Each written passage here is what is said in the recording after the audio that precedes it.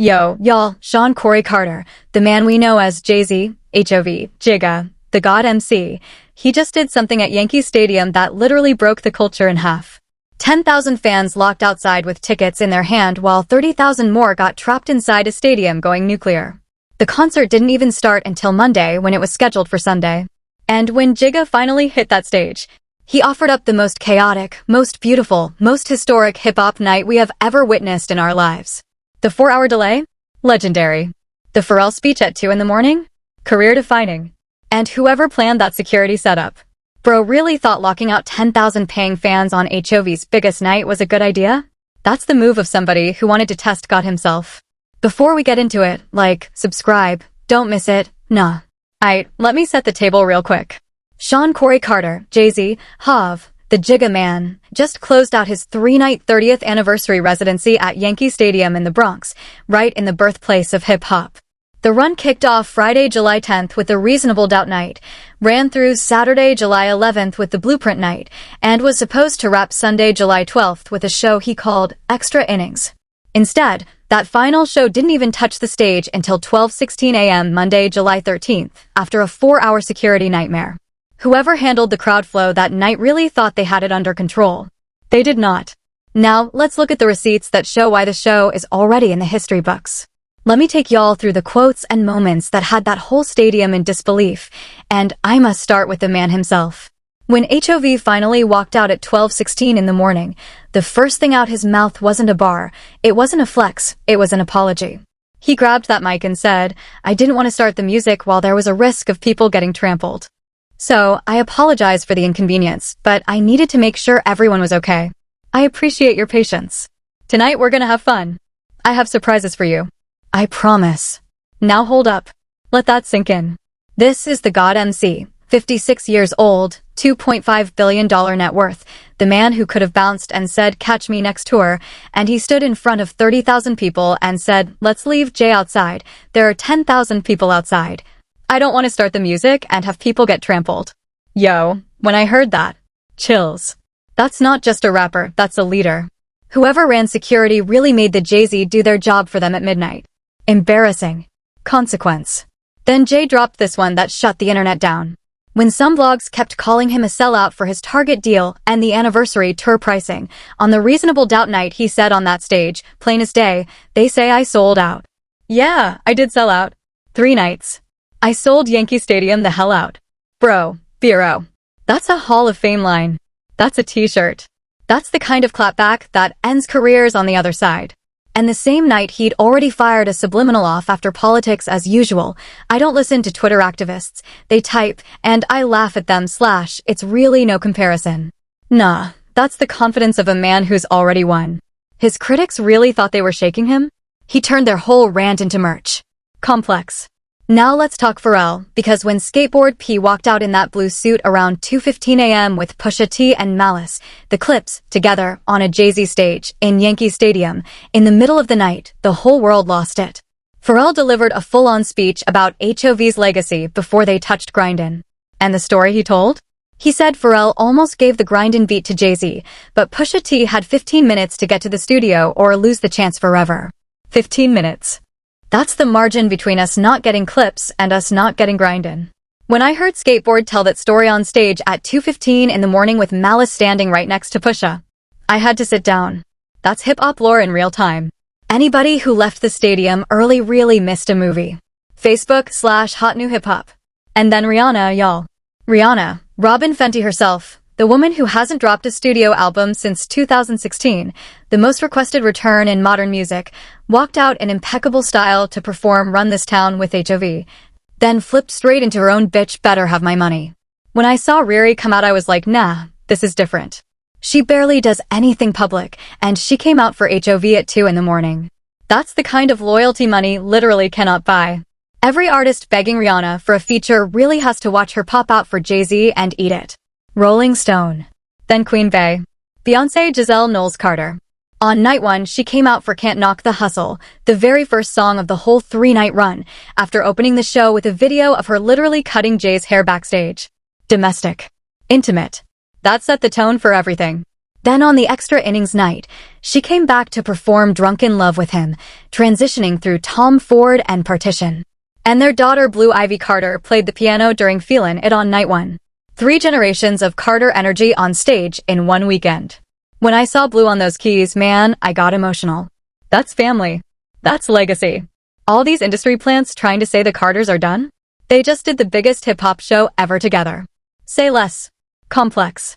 And speaking of ended arguments, Marshall Mathers, Eminem, walked out on Saturday night and performed Renegade with Jay-Z, then went straight into Lose Yourself as his solo drop. The 15,000-strong crowd was reportedly mostly silent during his verse, taking in every single bar, saving their voices for the hardest lines. Silent. At a rap concert. Because M was rapping. That's respect you can't manufacture. All these M critics who spent the last 5 years saying he lost a step really watched him body Yankee Stadium with the crowd holding its breath. Sit down.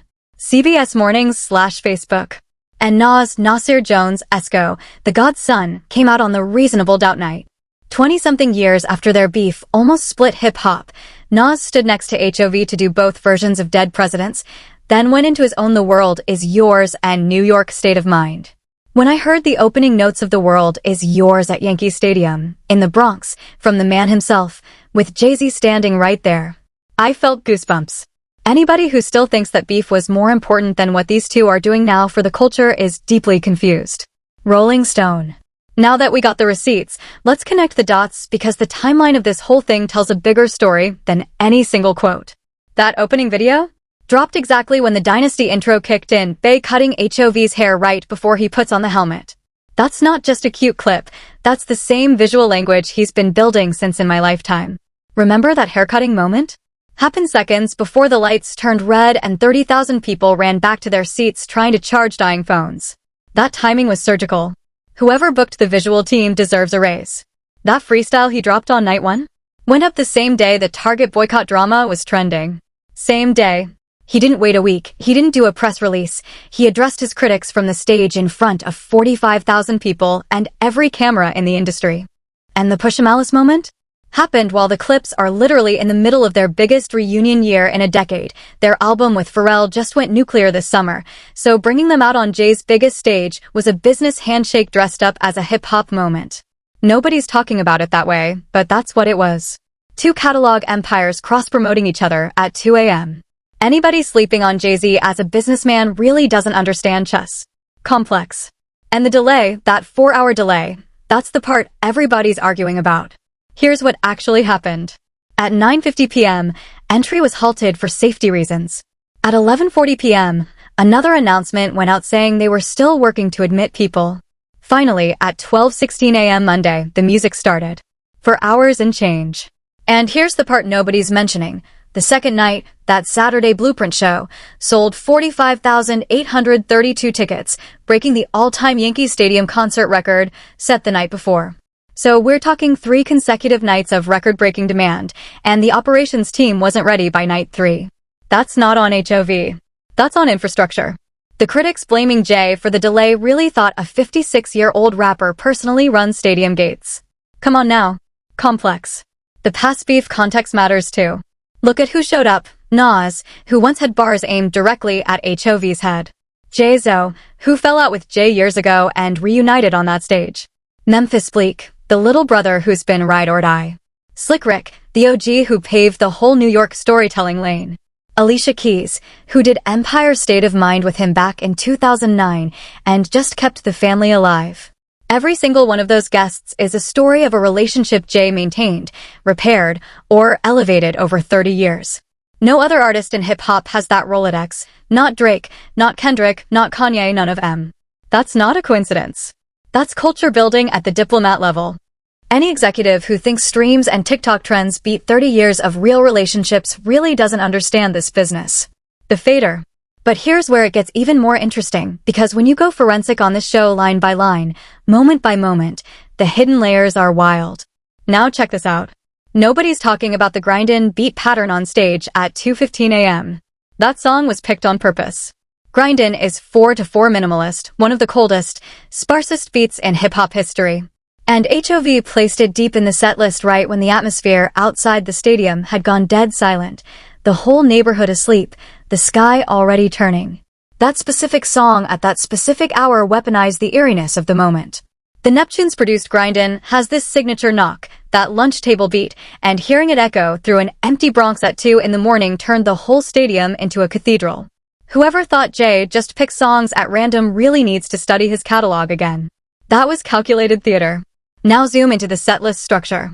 He opened Extra Innings with Dynasty intro, went straight into Brooklyn's Finest, then Where I'm From. 3 songs. All origin. All Brooklyn. All identity.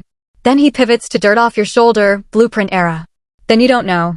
He's literally walking us through his own timeline in the first 20 minutes. That's not a set list, that's autobiography in sequence. And when he closes with Dear Summer and Lucifer a cappella at 3 a.m., those are 2 of the most spiritually loaded records in his catalog. Dear Summer was originally released as a farewell record back on Memphis Bleek's album in 2005. He literally ended his biggest show ever with a farewell song. Read between the lines, y'all. And then check the guest choreography. Pharrell didn't just come out once.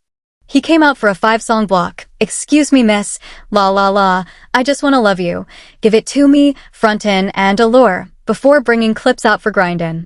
That's not a cameo, that's a co-headlining set inside the headliner set. Skateboard P got treated like a co-star, not a feature. That tells you everything about the respect HOV holds for Neptune's era production. And on Blueprint Night, Pharrell did 4 songs. On Extra Innings, 5 plus Grindin'. Some of these podcast hosts saying Jay used Pharrell as a stunt really didn't watch. Pharrell got a set inside a set. Consequence. Now here's a hidden detail. When Rihanna came out for Run This Town, that song was originally released in 2009 for the Blueprint 3. But he saved Rihanna for Night 3, not for the Blueprint Anniversary Night. Why? Because Bitch Better Have My Money is her solo record, and putting Rihanna next to Bey on the same night as the final show was a Rock Nation flex. Both his biggest female stars on his final night in his stadium. That's a business photo op disguised as a music moment. Anybody who thinks Jay throws these things together really underestimates how much strategy is baked into every second. The Beyoncé hair moment on the opening video? That's a callback to their 2018 On the Run 2 tour intro. Same visual DNA. Same domestic energy. He was signaling to real fans from Second One, if you know, we back at it. That's a wink to 20 years of us watching them.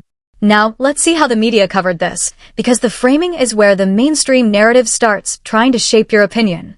Rolling Stone framed the whole weekend as a hip-hop summit, a communal, festival vibe interpretation. Complex leaned hard on the record-breaking attendance angle, positioning it as a commercial dominant story. Consequence emphasized the chaos, the delay, the unintentional extra innings framing leaning drama over legacy. USA Today reduced it to a guest appearance checklist. Notice how none of them centered what HOV actually said from the stage. That's not accidental. Mainstream outlets don't want you thinking of Jay-Z as a leader with a mic. They want you thinking of him as a promoter who booked a fun show. Remember those bars from earlier? That's not fun show content. That's manifesto content. USA Today. Now some people are saying this whole thing was overrated. That the delay ruined the experience. That HOV is coasting on nostalgia. That guests carried him. Nah. Let's dismantle that real quick.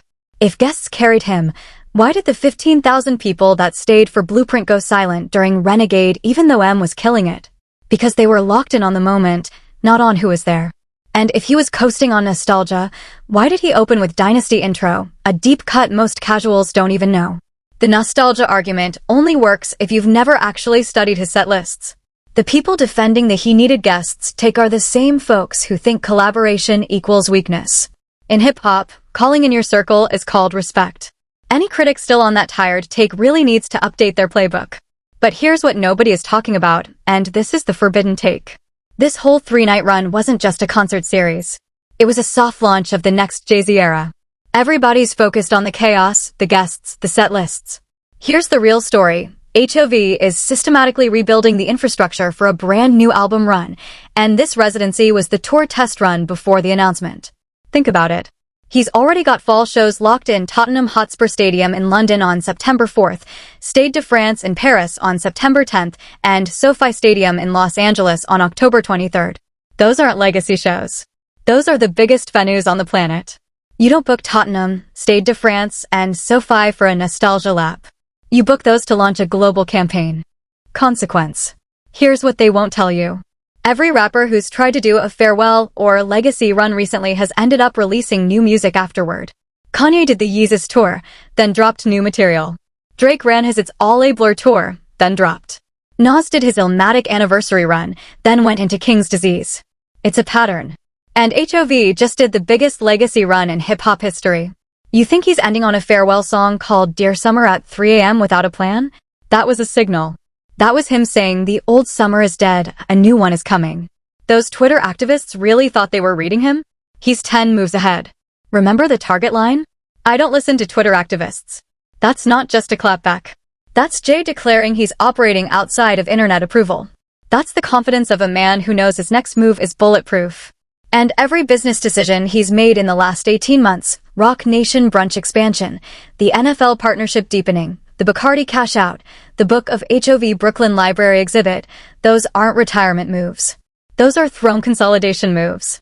Any critic saying Jay is done really needs to look at the boardroom, not the stage. Now the psychological warfare angle. Every guest Jay pulled out sent a message to a specific competitor. Bringing Nas out signaled beef is culture negative, longevity is culture positive. Bringing M out signaled I still have the biggest names in the game on speed dial. Bringing Rihanna out, an artist who won't do features for anyone right now, signaled I have relationships nobody else has. Bringing clips out at this exact moment in their reunion signaled I'm plugged into what's culturally hot and classically respected. Each guest was a chess piece. Any newer artist watching this really has to understand you cannot buy this network. 20 years of not being a snake is the only ticket in. And here's the cultural impact layer.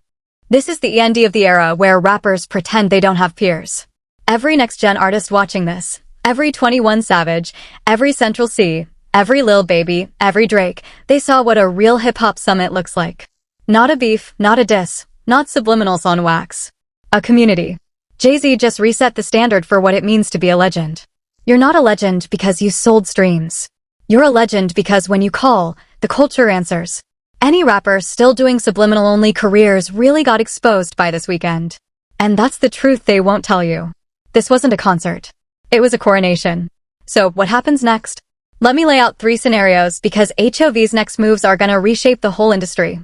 Scenario 1, the most likely path. He's gonna drop a new album before the end of this year or Q1 next year. Mark my words. Watch what happens. He's got the London show September 4th, Paris September 10th, LA October 23rd.